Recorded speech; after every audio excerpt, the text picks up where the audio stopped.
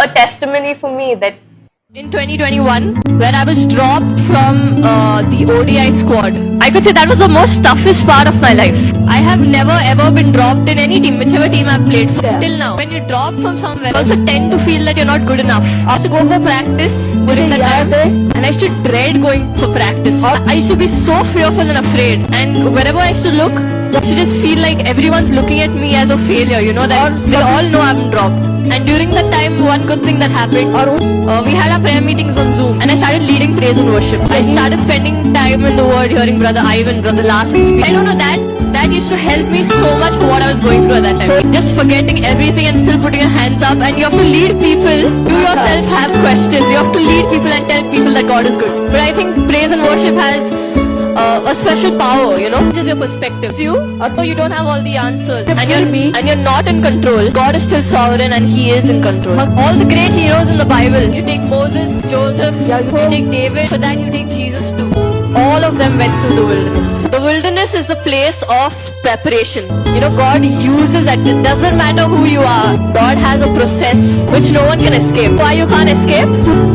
Because He loves you. The Israelites, when Moses was leading them through the wilderness, God was with them. A pillar of cloud by day and a pillar of fire by night. He doesn't have to sign up for this. He can easily sit there up in heaven, sitting on His throne, and you go through this on your own. But God loves you and me so much. When His children is hurting, imagine how much more difficult it is for your Heavenly Father when He sees His own child, His own daughter hurting, how much more difficult it is for Him, and love wants to be there in the pain. And trust me, it is painful, but in everything, God just kept revealing Himself to me. God held my hand and walked with me. At times I couldn't walk because I was just so tired and just so frustrated and just wanted to give up. God carried me in His arms and He said, I will carry you. But I had to go through that to get to where God actually wanted me to be. You know, I'm telling you the story in short, but when you're actually going through it, it's almost 2 years, okay? Going through it every day, you know, feels like such a challenge sometimes. But what's our part?